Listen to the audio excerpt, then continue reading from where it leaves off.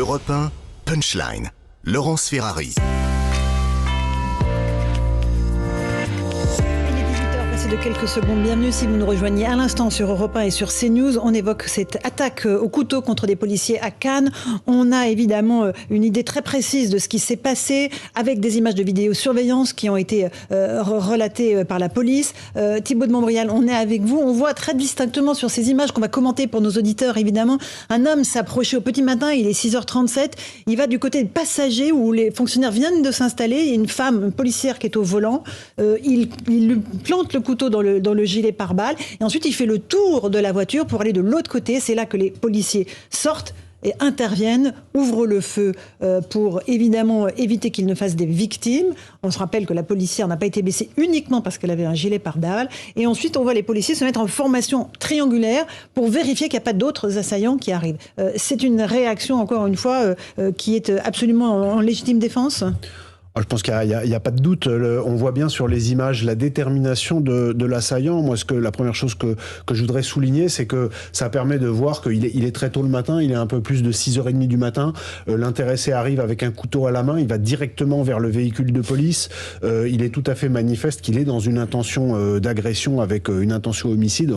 On a pu le déterminer en regardant les images. Ensuite, la deuxième chose, c'est que l'équipage réagit très bien. On vient de voir un représentant syndical, ce sont des jeunes policiers et ça permet tout de même de souligner que la formation et la capacité des policiers de sécurité publique qui ne sont pas comme ceux des unités spécialisées mais qui sont ceux qui sont en première ligne sur le terrain est en constante amélioration, malheureusement, avec l'expérience, avec le fait qu'aujourd'hui, n'importe quelle unité de police ou de gendarmerie peut être attaquée n'importe où sur le territoire et à n'importe quel moment. La preuve encore ce matin.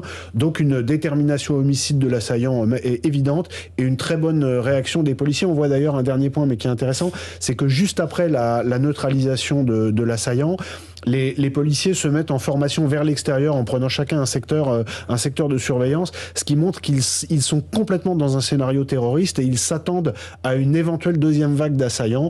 C'est donc qu'ils ont vraiment très bien réagi tactiquement à ce qui était sans aucun doute une tentative d'homicide sur personne dépositaire de l'autorité publique. Christian Proutot, évidemment, là, les policiers ont bien agi, ont fait ce qu'il fallait pour tenter de préserver leur vie d'abord. Je souscris tout à fait à ce qui vient d'être dit. D'abord, montrer qu'il y a une vigilance parce que la surprise était là, mais ils ont bien réagi et surtout avec une grande vivacité, une grande rapidité, ce qui leur a permis de faire basculer l'attaque et de prendre la maîtrise de la situation. Mais voilà, malheureusement, ce genre de cas qui vient sans on puisse le détecter, on voit très bien qu'il n'était pas connu, donc là le renseignement ne peut pas être utile, fait que les policiers doivent en permanence s'attendre à ce qu'il puisse être une cible. Je vous passe la parole dans un instant, Prisca Thévenot. On va juste voir avec Noémie Schulz du service police-justice de CNews. Bonsoir Noémie. Le profil de l'agresseur, est-ce qu'on en sait plus sur lui ? On sait que c'est un ressortissant algérien qui résidait en France de manière régulière et ça c'est le ministre de l'Intérieur Gérald Darmanin qui a insisté sur ce point. Il est détenteur cet homme d'un passeport algérien et d'un titre de séjour italien. Il était arrivé dans l'Union européenne à la fin des années 2010, en 2009 ou en 2010 et en France en 2016. La France où il travaillait, c'est un homme, a précisé Gérald Darmanin, qui n'a pas de casier judiciaire, qui n'était pas connu des services de police ni des services de renseignement. Ça veut dire qu'il n'avait pas été identifié comme étant particulièrement radicalisé et qu'il ne faisait pas l'objet non plus d'une fiche S. Est-ce que, encore une fois, on sait pourquoi le parquet national antiterroriste n'a pas été saisi, Noémie ? Eh bien parce qu'il est en phase d'observation, c'est-à-dire que le parquet national antiterroriste, pour le moment, il estime qu'il n'y a pas matière à se saisir. Alors évidemment, il y a la cible des policiers, il y a le mode opératoire, une attaque au couteau, ce sont des éléments de nature à caractériser un acte terroriste. Mais pour décider de sa saisine, le PNAT va prendre en compte d'autres éléments. Ce n'est pas seulement l'acte en lui-même qui est pris en compte, mais il faut que cet acte il soit en relation avec une entreprise terroriste. Le PNAT, il va donc regarder la personnalité de l'auteur. On l'a dit, il était inconnu des services de police et de renseignement, son profil psychologique. On va regarder aussi du côté de ses motivations. Est-ce que la préméditation est un point très important, c'est-à-dire le fait de se préparer en ayant repéré les cibles, en ayant acheté du matériel. Et puis il y a l'idéologie de l'auteur. Alors le PNAT va regarder notamment les propos tenus par l'assaillant. On sait qu'il a fait référence au prophète, plutôt dans un second temps, nous dit-on. Et puis il y a aussi le résultat des perquisitions qui va être important. On va regarder s'il avait chez lui de la littérature islamiste, s'il a pu échanger avec un éventuel commanditaire, donneur d'ordre, s'il y a par exemple, s'il a fait allégeance à un groupe terroriste. Pour le moment, nous dit-on, aucun élément de radicalisation n'a été retrouvé, mais les investigations se poursuivent et c'est ça qui explique que pour le moment, le parquet national antiterroriste ne se saisisse pas de cette affaire. Ça ne veut pas dire qu'il n'y a pas d'enquête. Bien sûr, une enquête qui a été confiée pour le moment à la police judiciaire de Nice. Merci beaucoup, Noémie Schulz, pour ces précisions. Prisca Thévenot, effectivement, le geste terroriste n'est pas encore complètement prouvé et c'est pour ça que le parquet national n'est pas encore saisi. Oui, tout à fait. Et puis d'ailleurs, permettez-moi avant tout de saluer effectivement le sang-froid et le professionnalisme de ces jeunes officiers qui ont permis d'éviter un drame. Parce que vraiment, on aurait pu être en train de commenter une toute autre actualité ce soir s'ils n'avaient pas fait preuve de ce professionnalisme, quand bien même ils sont jeunes, mais effectivement extrêmement bien formés.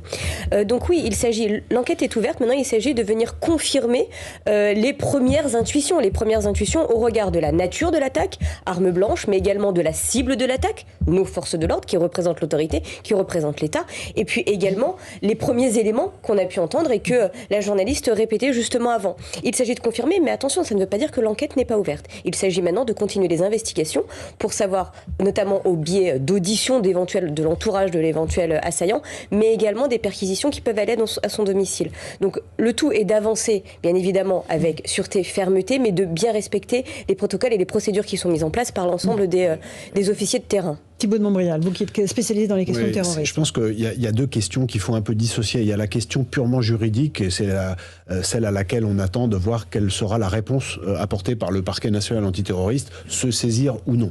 Et puis si on prend un peu de champ, si on prend un peu de recul, et qu'on fait une analyse qui est un peu plus politique, un peu plus sociétale de ce qui arrive à la France depuis quelques années.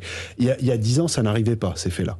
Depuis 5 ou 6 ans, ce sont des faits qui se multiplient. Les policiers se faisaient braquer, mais c'était pas ça. Non, mais des tentatives d'homicide direct contre les policiers par des individus avec des couteaux qui s'en réfèrent au prophète, ça n'arrivait quasiment pas. J'ai pas d'exemple avant la fin de 2014. Ce qu'il faut bien comprendre, si on se situe dans une analyse plus politique, c'est que en 2014-2015, l'État islamique a multiplié les incitations sur les réseaux sociaux pour ses sympathisants, et pas simplement pour les gens avec lesquels il y avait des liens organiques, donc juste pour des sympathisants, à s'en prendre, notamment aux forces de l'ordre partout en Occident et en particulier en France. C'est donc qu'aujourd'hui, l'enquête, bien sûr, va établir les motivations de cet individu. Apparemment, il avait une entreprise. Pourquoi est-ce que ce matin, il a basculé? L'enquête l'établira, si possible. Parfois, l'enquête ne les établit pas. Est-ce que c'était prémédité? Mais ça, on verra. On ne sait pas, on ne sait pas si c'était prémédité ou pas. On verra. Mais ce qui est certain, c'est que même si l'enquête devait aboutir, comme beaucoup d'enquêtes ces derniers temps, à des actes qu'on appelle de déséquilibrés. Ce week-end, en Allemagne, il y a un réfugié syrien qui a blessé plusieurs personnes dans un train. Les Allemands ont considéré que c'était un déséquilibré. Mais on ne peut pas faire abstraction de son origine, de son parcours et de ce qui arrive à la société allemande. C'est pareil chez nous. C'est-à-dire que c'est fait aujourd'hui, même si ce sont des gens qui, par opportunité psychologique ou par ce qu'ils ont une détresse dans leur vie, décident de passer à l'acte sans lien organique avec un groupe terroriste, ce qui dans ce cas-là devrait conduire normalement le parquet antiterroriste à ne pas se saisir, parce que c'est sa politique ces derniers mois. Il ne faudrait pas pour autant que l'on oublie tout ce contexte, parce que c'est ce contexte qui fait que ce genre d'acte arrive aujourd'hui. Et puis on se rend compte, je suis désolée, mais on se rend compte en plus que de plus en plus d'individus isolés, parce qu'ils vont avoir des informations sur Internet ou dans les réseaux sociaux, vont agir complètement tout seuls. Est-ce que ça enlève le caractère terroriste? Je ne le crois pas, et il faut bien le prendre en compte, parce que finalement, ça va aussi venir affaiblir toute la politique de renseignement territorial qui doit avoir lieu. C'est le rêve des islamistes. C'est le rêve des islamistes, ce genre d'attaque. C'est-à-dire aucun lien organique, aucune organisation, pas d'argent investi, et de temps en temps des gens qui se déclenchent. Jean-Claude Dacier, un commentaire sur cette affaire. C'est vrai que terroriste ou pas, nous verrons ce que décidera le parquet. Mais j'imagine ce qui va être au centre des discussions ce soir dans les ménages et dans les familles de policiers. Parce que ce que disait Thibault de Montbrial est parfaitement exact, évidemment. Depuis 4 ou 5 ans, on a maintenant des attaques contre les forces de l'ordre sans motif toujours très apparents, complètement identifiables, mais qui sont néanmoins d'une grande dangerosité. La preuve, là, si on n'avait pas j'espère que c'était, enfin, je pense que c'était des nouveaux gilets pare-balles très résistants, qu'ils ont maintenant une tendance, et ils ont raison, à riposter, parce que là, le danger et la légitime défense était évidente. Mais on vit une période que nous ne connaissions pas il y a encore 4 ou 5 ans. Cet individu, encore une fois, terroriste ou pas, ça peut ressembler à une attaque au nom d'Allah, mais néanmoins, il vivait en Italie, il travaillait de temps en temps, semble-t-il, en France. A-t-il voulu se venger contre le refus de sa demande de séjour qui lui a été opposée? Je n'en sais rien, et au fond, ça n'a peut-être pas une très grande importance. Ce qui reste là, et encore une fois, c'est un phénomène relativement récent, c'est que nos forces de l'ordre sont en danger permanent, où qu'elles soient, quelle que soit l'heure, et que ça va évidemment, je pense, appeler de la part des pouvoirs publics, non seulement une réflexion qu'ils sont, semble-t-il, en train de mener à travers la réunion de Beauvau, mais on ne voit pas grand-chose en sortir, et surtout, interroger nos magistrats, interroger la politique pénale de ce pays, qui n'est manifestement plus à la hauteur des faits délictueux qui sont connus et qui sont extrêmement graves. Pour l'instant, il ne semble pas que M. Dupond-Moretti ait grand-chose à dire sur cette situation. Ça m'étonne beaucoup. Et j'espère que le président, demain, saura en dire un mot. Christian Poteau. Non, mais on ne peut pas dire que les raisons ne sont pas importantes. Il faut comprendre, et je pense que c'est pour ça que le parquet national antiterroriste attend, parce que derrière les investigations qu'il peut y avoir, soit elles ont des ramifications, elles apportent des informations qui permettront effectivement de dire qu'il pouvait, entre guillemets, être commandité, soit c'est effectivement un passage à l'acte motivé soit par son mécontentement de ne pas avoir obtenu, comme ça s'est passé, on s'en souvient. À Montrouge. Devant l'Office français de l'immigration. Voilà, c'est ça. Et simplement par rapport à un refus d'obtenir ce qu'il avait déjà obtenu en Italie. Par contre, il y a des questions à se poser aussi au niveau européen sur les Italiens. Parce que si les Italiens ont accordé ce permis, du fait de Schengen, du coup, nous, on le récupère. Mais comment a été fait l'enquête, etc. Donc, il y a un vrai travail, malgré tout, en amont, qui est indispensable. Avant de savoir si le parquet antiterroriste se saisit. Allez, un tout petit mot encore avant la pause. Mais ce qui est quand même, je ne sais plus si on l'a dit, mais ce qui est quand même très inquiétant, c'est ce terrorisme endogène au plan européen, manifestement là. Il n'était sur aucune des listes de suspects potentiels. Alors j'espère me tromper, j'espère qu'ils découvriront que peut-être, en perquisitionnant, en regardant ce qu'il a fait, on trouvera peut-être en effet un lien. Je ne suis pas sûr non plus que ce soit quelqu'un de totalement stable, il a peut-être un peu... Mais enfin, il était 6h30 du matin, ça interroge quand même. Hein. On fait une petite pause, je vous passe la parole dans un instant, petit mot de Montréal. On revient sur ce point très précis, comment ce ressortissant algérien effectivement était là ce matin pour attaquer des policiers. Puis on parlera aussi de la légitime défense pour les policiers, le fait que évidemment ils aient sorti leurs armes pour défendre leur collègue qui était attaqué et qui n'a pas été blessé grâce à son gilet pare-balles. A tout de suite dans un instant dans Punchline sur Europe 1 et sur CNews. 18h-20h sur Europe 1, Punchline, Laurence Ferrari. Du lundi au vendredi. Punchline, Laurence Ferrari sur Europe 1.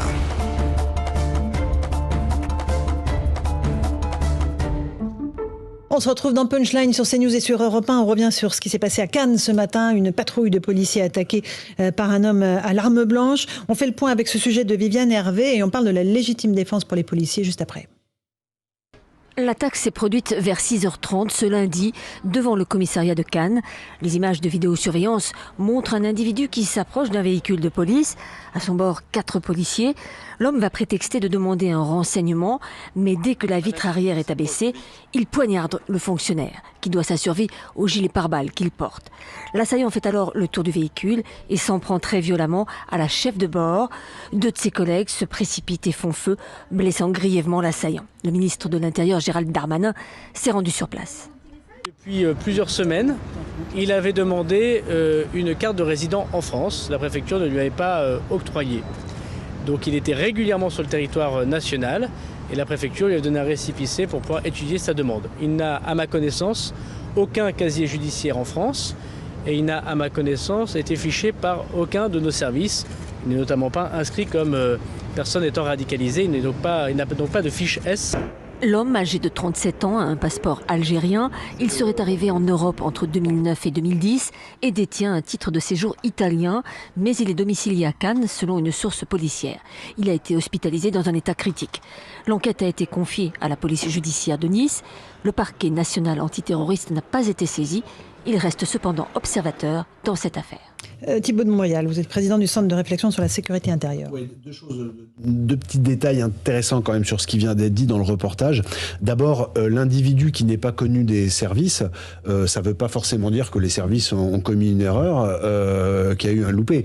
Il faut bien être conscient qu'il y a des fichiers, mais les fichiers par hypothèse ne peuvent pas être exhaustifs. Et le cauchemar de nos services de renseignement, c'est précisément, on verra si c'est le cas, mais c'est précisément l'individu qui soit est radicalisé depuis longtemps et l'a caché, soit s'est radicalisé sans que des recherches sur Internet ou des rencontres avec des tiers qui auraient pu alerter les services ne l'aient fait. Et donc le type qui est tout seul et qui bascule. Et la deuxième chose, c'est que on n'évitera pas le débat. Je le pose là, c'est pas le débat de ce soir, mais une fois de plus, le sujet, le lien avec la question de l'immigration et de la réponse européenne aux défis migratoires. On a là une fois de plus un ressortissant maghrébin passé par l'Italie, donc ça pose là encore, ça ouvre. Mais c'est malheureusement. Qui obtient un titre de séjour en Italie. Mais non, mais absolument. Mais c'est pour ça que mais je le dis pour mémoire parce que malheureusement, à chaque fois qu'on fait des plateaux après les actes tragiques de cette nature, on a toujours les mêmes questions. Christian Proto, sur la légitime défense là des policiers, elle est évidemment. Non seulement elle est légitime, mais elle n'est pas contestable. Donc la notion de légitime défense, c'est bien sûr une notion qui est difficile à appréhender, mais dans le fond, à partir du moment où il y a la menace de quelqu'un, la personne est en devoir, déjà à côté, même si c'est pas un policier, de l'aider. Donc ça devient de fait une légitime défense. En l'occurrence, la légitime défense a été élargie avec les derniers textes, enfin élargie pour les policiers en particulier, et je pense qu'il y a incontestablement le fait de vouloir éviter que l'agression puisse aller à son bout, donc elle était légitime. C'est vrai qu'on a vu dans un autre cas l'usage du taser, enfin du pistolet électrique, oui. Mais après tout, on prend ce que l'on a dans une fraction de seconde. Dans une fraction de seconde. La décision à prendre est tellement rapide. Thibaut de Montréal, juste un mot de droit, parce que je travaille beaucoup avec les forces de l'ordre sur ces sujets, et que j'enseigne notamment que je les défends, et puis surtout j'enseigne dans les écoles de police. Donc il faut rappeler que la légitimité de l'acte de défense, elle se pense dans la proportionnalité, non pas du moyen qui est utilisé en face, mais du risque. C'est-à-dire que c'est la proportionnalité face au risque létal. Là, le risque létal immédiat ne fait absolument aucun doute, puisqu'il y a 2 tentatives successives de meurtre sur les policiers, le conducteur, puis la chef de bord de l'autre côté, donc il n'y a absolument aucun doute. Et je rappelle, dernière chose tout de même, c'est que face à un couteau qui est une arme létale, et dès lors que l'assaillant est suffisamment prêt pour pouvoir en une fraction de seconde attaquer avec son couteau, même s'il n'attaque pas, les policiers sont fondés à utiliser leur arme à feu, alors que souvent ils ne le font pas en prenant un gros risque. Oui, moi je pense qu'il faudrait souligner aussi le principe d'arrêter de fantasmer sur le fait que nos forces de l'ordre seraient des cow-boys qui n'attendraient qu'une chose, c'est sortir leur arme pour dégainer sur tout ce qui bouge et tout ce qui passe. Et je dis ça d'autant plus avec un petit peu d'énervement ce soir parce que ce matin, Mathilde Panot, qui est la présidente de la France Insoumise à l'Assemblée nationale, qui était interrogée sur divers sujets, s'est encore permis, alors que l'actualité est celle que nous commentons ce soir, de dire que nous devrions désarmer nos forces de l'ordre. Je pense que d'une, c'est abject, c'est ne pas comprendre la réalité du terrain, et c'est en plus livrer en pâture celles et ceux qui font aujourd'hui qu'on peut se promener librement et vivre librement en France. Jean-Claude Dacier, un commentaire? Oui, moi je ne suis pas non plus un admirateur de ce qui se passe aux États-Unis, et je ne suis pas le Far West, on va le leur laisser. Mais néanmoins, je trouve qu'il y a une prudence, alors excessive ou pas, c'est à M. Thibaut de Montbrial de répondre, mais à sortir une arme et à se défendre. Là, ils ont sorti leurs armes, il n'y aura pas de problème. Je pense qu'ils ne vont même pas aller devant l'IGPN pour s'expliquer. Mais il y a eu d'autres circonstances tout de même où les policiers se sont trouvés dans des situations compliquées. L'arme létale, non létale dont tu parlais, le pistolet électrique, c'est efficace à 2 mètres, 3 mètres, 5 mètres, 10 mètres? Non, jusqu'à 4-5 mètres. 4-5 mètres, c'est efficace. Mais là, 4-5 mètres, mais il ne faut pas oublier que c'est une petite barrette qui amène du courant. Oui. Il faut bien viser. Il faut viser. Et puis avec des vêtements, si ça s'accroche dans le vêtement ou dans le portefeuille, ça marche pas. C'est plus du tout efficace. On parlait tout à l'heure de ces refus d'obtempérer qui se multiplient. Il y en a pratiquement tous les 2 jours. Parfois, c'est pas très grave. C'est toutes les 30 minutes. Voilà, 20 minutes, elle même dit toutes les 20 minutes, donc je suis dépassé par le rythme des événements. Mais imaginons une voiture où le gars n'a pas de permis, où il a forcé sur l'alcool et la drogue, ou les 2, ou les 3 peut-être parfois. Les policiers qui sont éventuellement en contrôle à proximité d'une boîte de nuit ou autre sont en danger manifestement. Il peut même y avoir des accidents, il y en a déjà eu, où un policier est renversé, 1 ou 2.